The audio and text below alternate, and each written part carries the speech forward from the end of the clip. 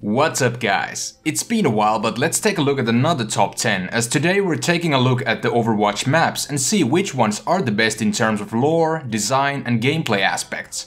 I am also collaborating with my friend Reexus as we're doing a 50-50 audition split with the entries. My name is Hepodix and I hope you enjoy the video.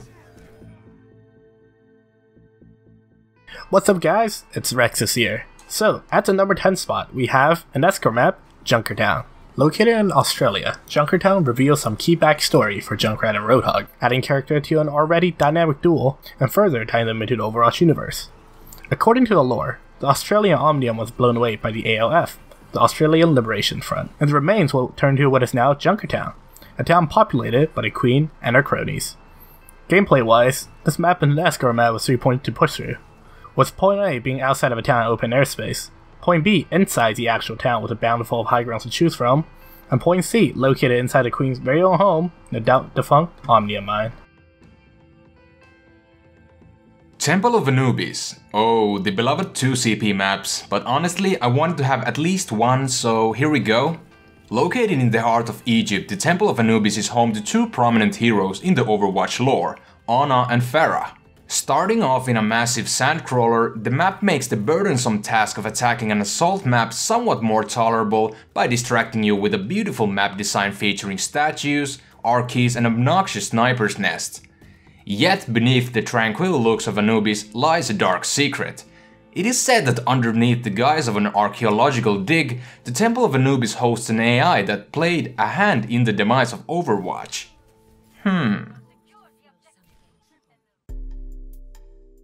Next up, we're going to Dorado, where the Festival de Luz, an annual event that celebrates the end of the Omnic Crisis, is taking place.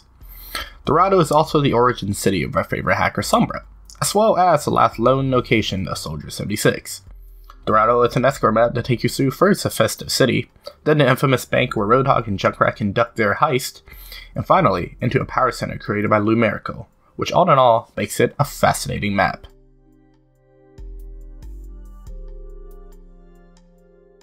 Serenity, tranquility and endless fragging are terms that come to mind when one thinks of Nepal. This Control or aka King of the Hill map takes place in our favorite robot monk Zenyatta's home.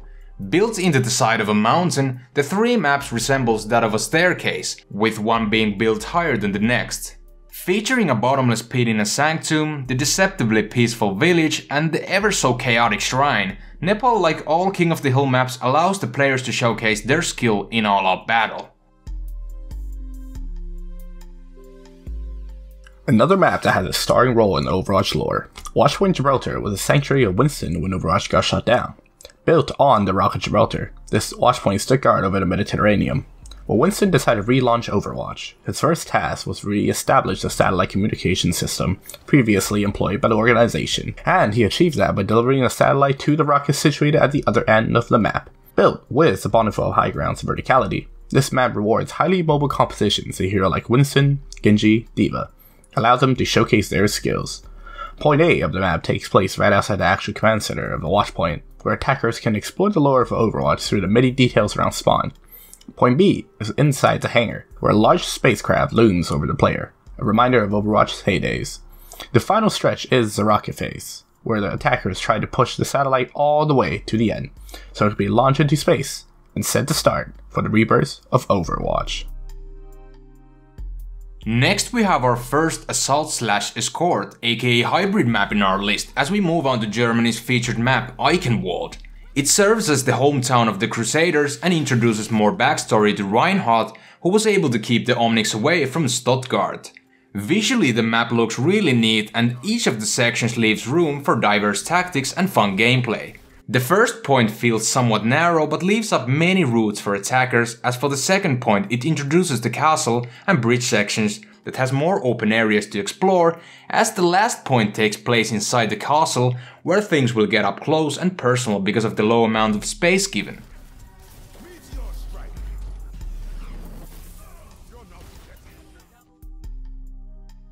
Moving on to another King of the Hill map, we have Ilios. Located in Greece with a beautiful, breathtaking visual look, Ilios is a small Greek island that also doubles as a tourism hotspot. A recent rise in talent activity in the area also indicates that the sites isn't the only thing drawing attention to the island. Gameplay wise, This map introduces 3 sections: Lighthouse, Well, and Ruins, all of which employ a Greek vibes to your visual outlook. The diverse environmental design and map build allow for many compositions to thrive, creating a fun and engaging map. So, looks like we have another hybrid map in our hands, as the third spot goes to Hollywood, which is also a really popular map amongst the player base. Hollywood represents Overwatch's film industry, as the director, Alfred Glitchbot of Goldshire Pictures, has been working on films such as They Came From Beyond the Moon and Six Gun Killer, as the first attacking spawn also serves as the theater area. And funny enough, players will have to escort Glitchbot's limousine to his trailer, which is just great. All of the 3 checkpoints again bring up some nice variety, as they revolve around a lot of high grounds but still offers a ton of alternative routes and great design to look out for the whole run. At the number 2 spot, we have the control map Lijiang Tower. Owned by Lijiang Interstellar, the Lijiang Tower is a headquarters for the space explorations company's push for technological advancement. In fact, the same company is the one that established the Horizon Lunar Colony. Having 3 points like all control maps, Lijiang Tower features a garden, an outdoor space where farers fly free, night market, a map with a massive courtyard that enables ferocious battles, and lastly, the control center, the heart of the Lijiang company. Lijiang Tower makes a spot on our list, not because of only the wonderful design of a map, but also the multitude of team compositions that you can run due to these wonderful designs. Finally, at the top of the list we have the legendary King's Row. A staple in Overwatch since its conception, King's Row was one of the first 3 maps revealed for Overwatch, but also the most iconic. Situated in the heart of London, King's Row was the site for many prominent events in the Overwatch lore, such as the Assassin of Mondata and the Null Sector Uprising. The physical attributes of the map is straightforward and simple to grasp, with largely flat travel routes and some high vantage points that allows for many team compositions to thrive. This hybrid map features the first point around the statue of Mondata, and if successfully captured, players get to push an EMP bomb first through the city face of London, then into the underground sector where many Omnics reside, with the intent of wiping out the city's robotic population. Alright, so that covers up the top 10 Overwatch maps. I hope you enjoyed.